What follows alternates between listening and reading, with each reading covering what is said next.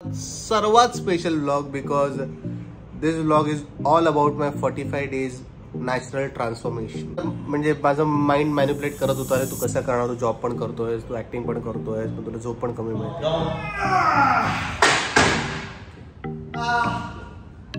Most 30 days बाकी आहेत, 1 महिना बाकी आहे माझ्या desire transformation. I always knew this transformation is going to be difficult. बस hold up. Good. Last five. Workout संपलाय आणि मला उलटीसारखं होत आहे.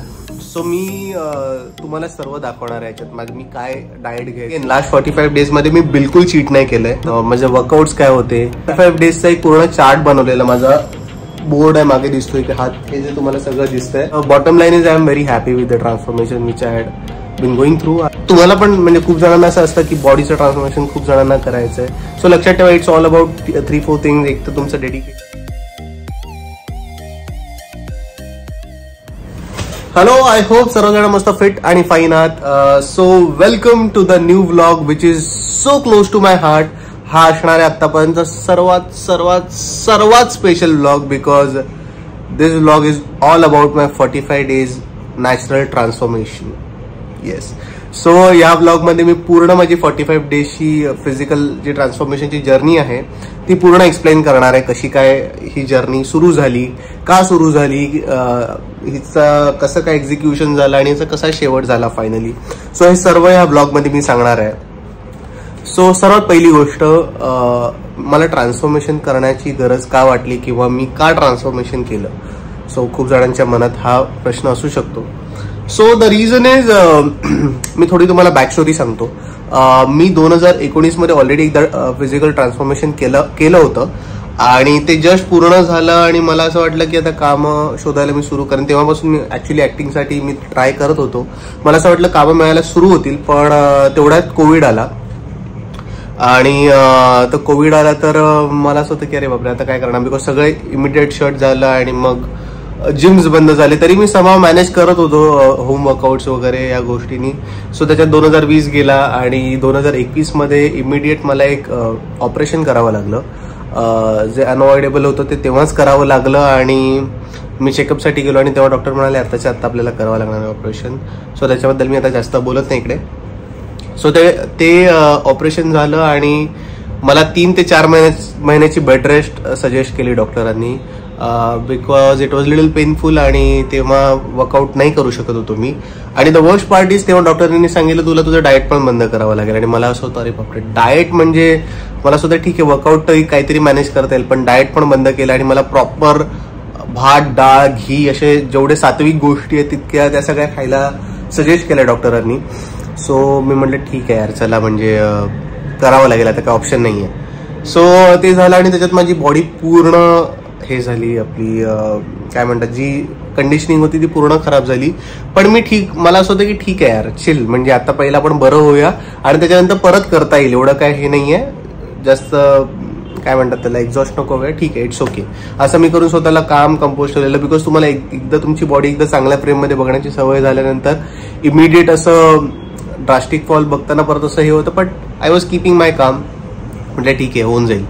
तर ते झालं आणि मग त्याच्यातून मी रिकवर झालो आणि थोडंसं मी वर्कआउट नाही सुरू केला, मी स्किपिंग वगैरे सुरू केले परत. आणि तेव्हा मी परत जिम लावणार बिकॉज तेव्हा सेकंड फेज चालू होता आपला कोविडचा, सेकंड वेव्ह. तर मी जिम लावणार तेवढ्यात मला ही सिरियल नशिबाने लावली, मन उडू झालं. आणि तेव्हा असं होतं की अरे बापरे, किंवा बिकॉज तेव्हा मी जॉब पण करत होतो, मला असं होतं तर सिरियल मिळाली तर सिरियलवर पूर्ण आपल्याला फोकस ठेवायचा आहे, तर आपण हे नाही करू शकत, आपला फोकस नाही हलवू शकत. तर मी मग जिम करत होतो थोडं, पण माझा फोकस नव्हता तेवढा जिमवर. आणि त्याच्यात ऑलमोस्ट 7-8 महिने गेले आणि मग बऱ्यापैकी माझं वजन वाढलेलं तेव्हा ऑलमोस्ट 72-73 पर्यंत मी गेलेलो. आणि बॉडीची तितकी कंडिशनिंग नव्हती, शर्टमधून ठीक वाटत होतं. आणि तसे माझं कॅरेक्टर ते लग्न होणारच कॅरेक्टर होतं, तर त्याच्यासाठी ते ओके होतं. पण as a Amit I was not happy with it.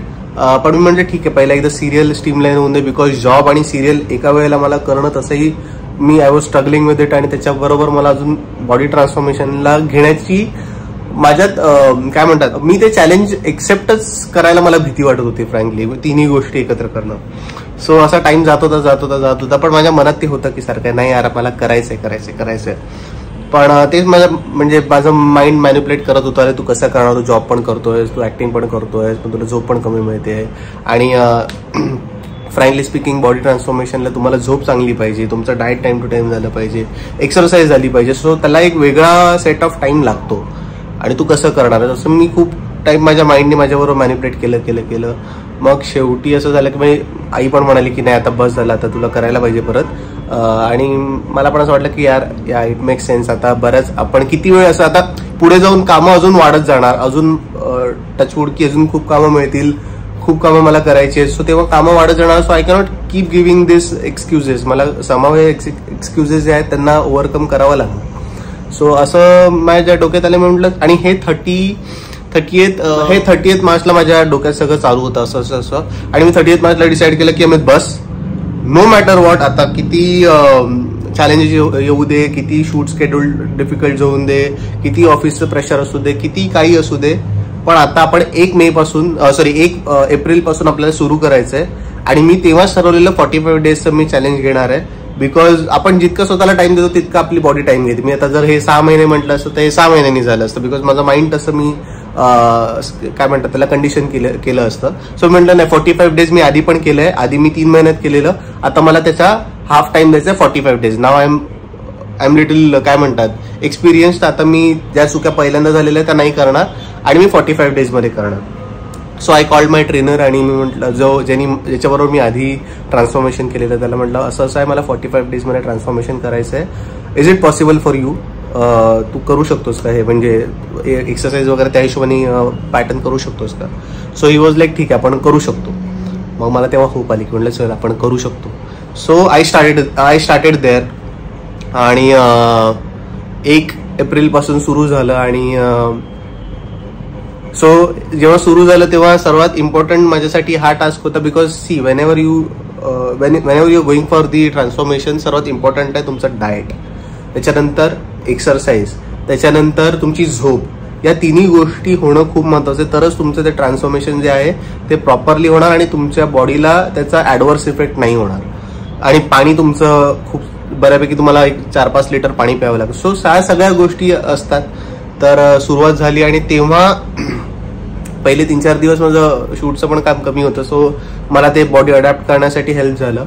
आणि सो मी तुम्हाला सर्व दाखवणार आहे याच्यात, मी काय डाएट घ्यायचो आणि माझे वर्कआउट्स काय होते आणि कसं काय मी प्लॅन करायचो ते सगळं मी तुम्हाला सांगणार आहे व्हिडिओमध्ये. हा व्हिडिओ थोडासा मोठा होऊ शकतो पण please you will have to bear with me. तर सर्वात पहिली गोष्ट, मी डाएटमध्ये काय खायचो. सो डाएटमध्ये तुम्हाला स्क्रीनवर दिसत असेल, मी सकाळी 5 ते 6 अंडी, त्याच्याबरोबर वे प्रोटीन शेक जो असतो तो प्यायचो. त्याच्यानंतर 3 तासांनी त्याच्यानंतर वर्कआउट वगैरे जे असेल तर ते झालं की त्याच्यानंतर दुपारी 150 to 200 grams ऑफ चिकन और फिश. चिकन पण ब्रेस्ट चिकन आणि फिशमध्ये कसं आहे म्हणजे, आणि त्याच्याबरोबर सॅलड आणि नाचणीची भाकरी, हे मी दुपारचं जेवण म्हणून खायचो. त्याच्यानंतर संध्याकाळी परत अंडी, 5 ते 6 अंडी, परत प्रोटीन शेक. इव्हनिंगला आल्मंड्स वगैरे, ड्रायफ्रुट्स वगैरे जर भूक लागली इव्हनिंगच्या टायमाला तर ते खायचो.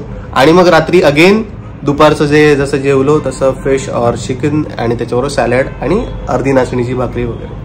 सो असं पूर्ण माझं जेवणाचं रुटीन होतं लास्ट 45 डेजमध्ये. अगेन लास्ट 45 डेजमध्ये मी बिलकुल चीट नाही केलंय.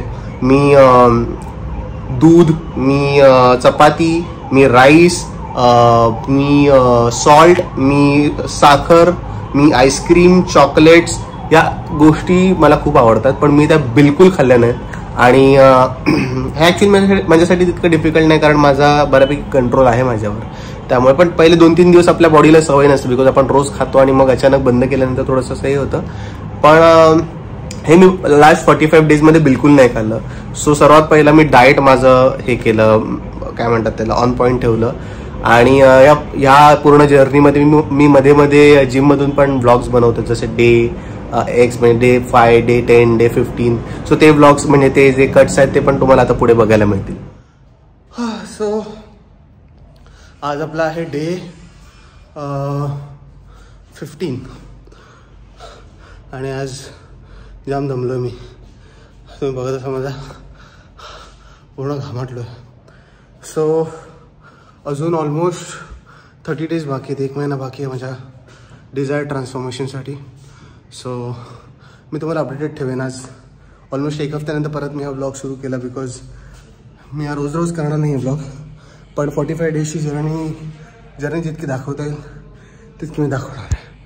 सो अजूनपर्यंत बॉडीमध्ये कन्सिडरेबल चेंजेस आहेत, पण I am hoping for the best and I am aiming for the best. So बघा माझी पूर्ण 45 डेजची journey. Stay tune.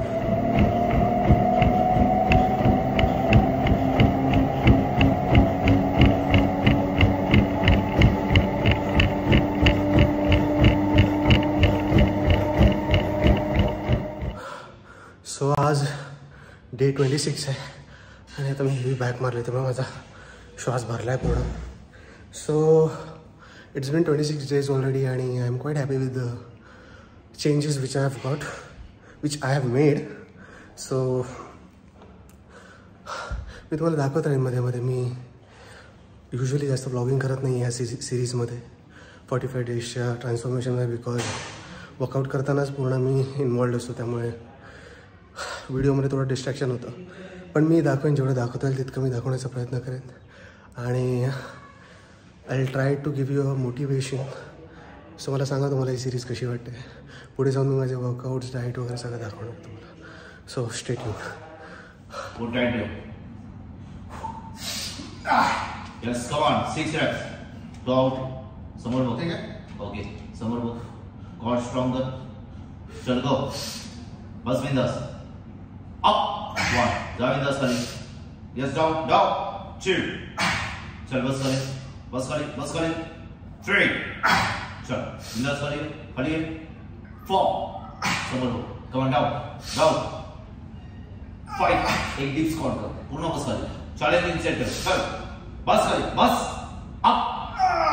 Okay, right. सावकाश.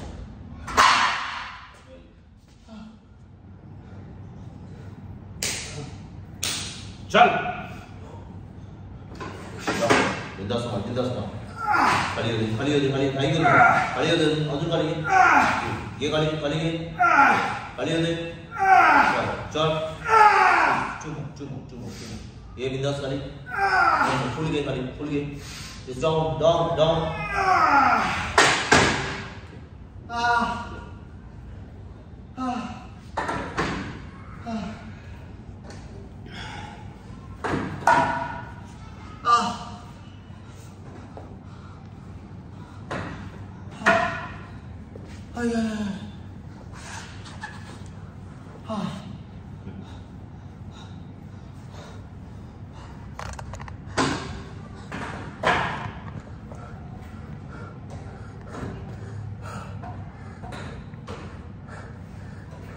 सो आज आम्ही हेवी लेग्स मारतो. युजली हेवीच मारतो, पण क्या मारत होते लेग्सला. सो आता I don't know. Next wide squat. Last 4. छोड़ो मारी. हम उधर. Last 3. चल. 2. Come on. Last. Slow down. Hold. Slowly over there. बस चल दे जाओ. तो चल जा खाली.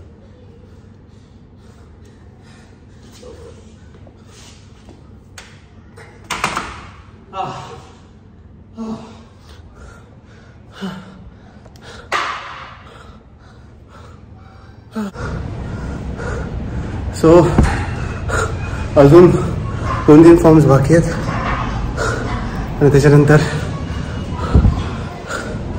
लेग डे कंप्लीट होणार आहे. So legs day there is always a terror जेव्हा पण लेग्स डे असतो, बिकॉज मग अशी हालत होते.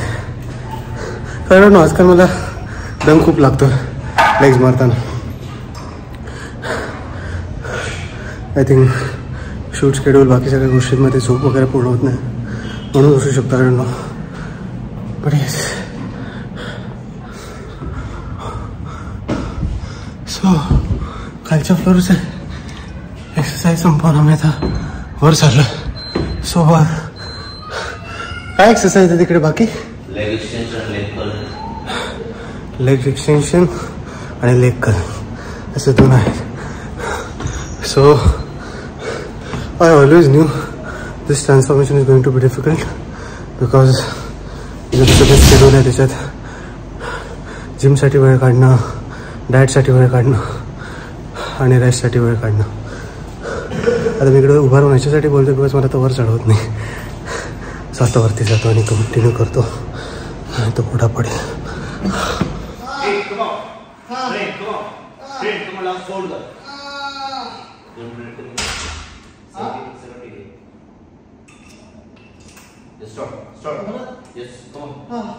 Left. 1, 2, 3, 4, 5. On straight. 6, 7, 8. Up.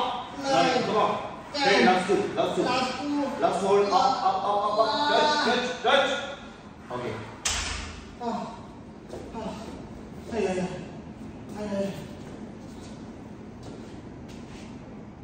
4, 3, 2 and last one. Up.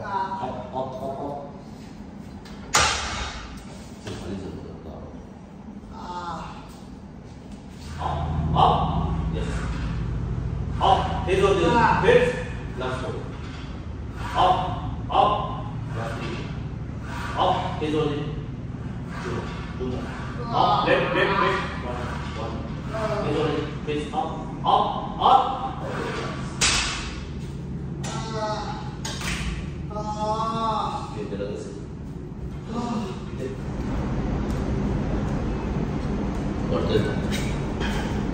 वरती तर येत आहे पण आली पाहिजे ना ती.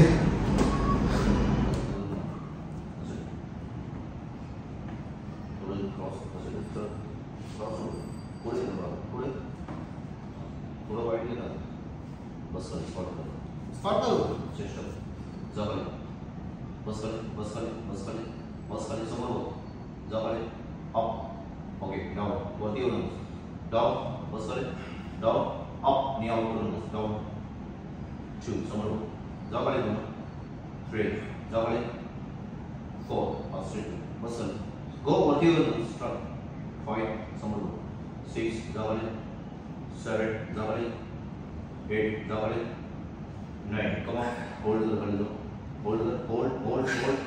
up, 10 more, start, go, 10 more, चल, बसल, hold, up.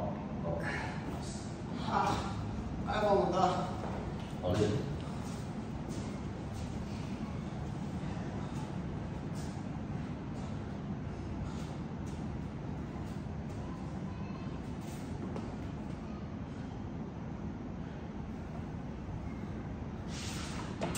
So almost legs workout संपलाय.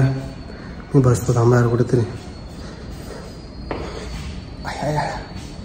सो ऑलमोस्ट लेग्स वर्कआउट संपला आहे आणि मला उलटीसारखं होतं आहे. युजली मला लेग्स मारताना मी बी मारलं की मला उलटीसारखं होतं. सो बघतो आता उलटी येते आहे का नाही येत आहे. नाही तर मग खाली जाईन आणि स्ट्रेचिंग करेन. सो हा वर्कआउट दाखवण्याचं कारण इतकंच होतं. एक तर तुम्हाला असं जादू की हे नाही वाटलं पाहिजे की अरे 45 डेजमध्ये मी ट्रान्सफॉर्मेशन केलं, असं नसतं. ते दाखवण्यासाठी मी हा व्हिडिओ किंवा हे वर्कआउट व्हिडिओज टाकले आहेत. Used to show कि it takes a lot of hard work and the most important discipline in terms of workout, discipline in terms of eating, discipline in terms of your routine, discipline in terms of your sleeping schedule. सगळ्यामध्ये discipline असणं हे गरजेचं असतं. So फक्त एकदा जिममध्ये workout केल्यावर body बनत नाही. तुम्हाला तुमच्या किचनमध्ये आणि तुमच्या बाकीच्या दिवसात तुम्ही काय करता ह्याच्यावर पण डिपेंड करतं की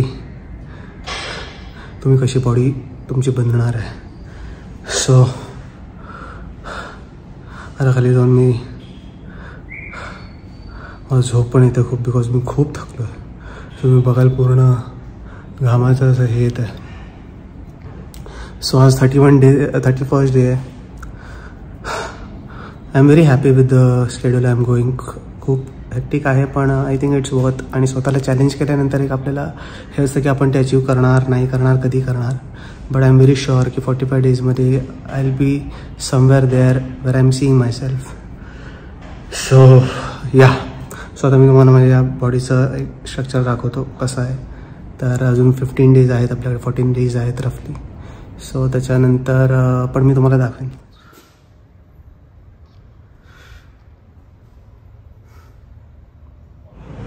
सो तुम्ही बघितलं जितकं मला जिममधून बनवता आलं तेवढं मी बनवलं आहे.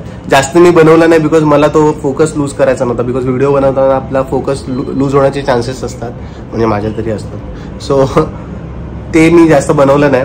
सो त्याच्या व्यतिरिक्त सर्वात इम्पॉर्टंट माझं जे होतं ते सप्लिमेंट्समध्ये मी घ्यायचो वे प्रोटीन. मॅक्सिमम जे मला प्रोटीनचा सोर्स आहे तो वे प्रोटीन मी घ्यायचो. बिकॉज शूट्सवर वगैरे मला जास्त जेवण वगैरे कॅरी करता नाही यायचं, मग मी वे प्रोटीन त्याला हे करायचो, सबस्टिट्यूट करायचो. मग वे प्रोटीन झालं. मग त्याच्या व्यतिरिक्त मी काय म्हणतात व्हायटामिन्स, मल्टीव्हायटामिन्स घ्यायचो. परत विटॅमिन सी, विटॅमिन ई, ते जे व्हायटामिन्स असतात ते सगळे हे करायचो, कंझ्युम करायचो. आणि जसं मी सांगितलं ड्रायफ्रूट, जेव्हा पण भूक लागली तर मी ड्रायफ्रुट्स खायचो. तर ते झालं. आणि त्याच्यानंतर तुम्ही जर बघाल तर मी 45 डेजचा एक पूर्ण चार्ट बनवलेला. माझा बोर्ड आहे मागे दिसतोय की हात, हे जे तुम्हाला सगळं दिसतंय ते माझं डे 1 पासून डे 45 पर्यंत मी काय काय केलंय आणि त्याच्यावर काय काय नोट्स आहेत माझे. तसं मी डे 1ला केलेलं शोल्डर आणि ॲब्स, नंतर बॅक आणि चेस्ट, असं सगळं मी त्याच्यावर लिहिलंय. आणि जे पण नोट्स होते माझे त्या दिवसाचे, जे मला लक्षात ठेवायचे होते ते सगळे. सो कधी तुम्ही गोष्टी लिहिता तेव्हा you tend to focus more on that. म्हणजे तुमचा फोकस जरा वाढतो जेव्हा पण तुम्ही गोष्टी लिहिता, बिकॉज तुमचं माइंड आणि नर्व्सचं कनेक्शन होतं असं म्हणतात. आणि माझ्यासाठी ते वर्कआउट होतं म्हणून मी कधी गोष्टी लिहून ठेवतो. म्हणजे जे पण प्लॅन्स असतात माझे ते सगळे माझ्या व्हाईट बोर्डवर असतात. सो असं सगळं मी लिहून ठेवलेलं की मला काय करायचं, कसं करायचं. आणि मी बरोबर 45 डेज पहिल्या दिवसापासून लास्ट डेटची जे असणार आहे तिकडे मी लिहून ठेवलं. मला माहिती आहे की मला ह्याच्यातच करायचं आहे. सो फ्रँकली स्पीकिंग थोडंसं म्हणजे सुरुवातीला असं होतं होईल की नाही, पण मी म्हणायचो नाही मला करायचंच आहे, म्हणजे करायचंच आहे. मला माहिती होतं की असा 45 डेजमध्ये मी डायरेक्ट असा कोणतं ऋतिक रोशन वगैरे नाही बनणार आहे आणि मला बनायचं पण नव्हतं. मला फक्त 45 डेजच्या हिशोबाने जे पॉसिबल आहे आणि जे डिझायरेबल आहे तितकंच करायचं होतं. आणि ऑब्व्हियसली 45 डेज नंतर पण आपण पुढे कंटिन्यू करतो, पण पहिले 45 डेज खूप इम्पॉर्टंट होते माझ्यासाठी. बिकॉज त्याच्यात मी ऑलमोस्ट 70% माझं जे टर्न अराउंड होतं किंवा जे ट्रान्सफॉर्मेशन होतं ते मी कम्प्लीट करणार होतो compared to my desire body. So ते झालं. आणि मग इमिडिएटली शूट्स धडाधड लागायला लागले. खूप बॅक टू बॅक शूट्स, 15 तास, 16 तास, 17 तासची शिफ्ट.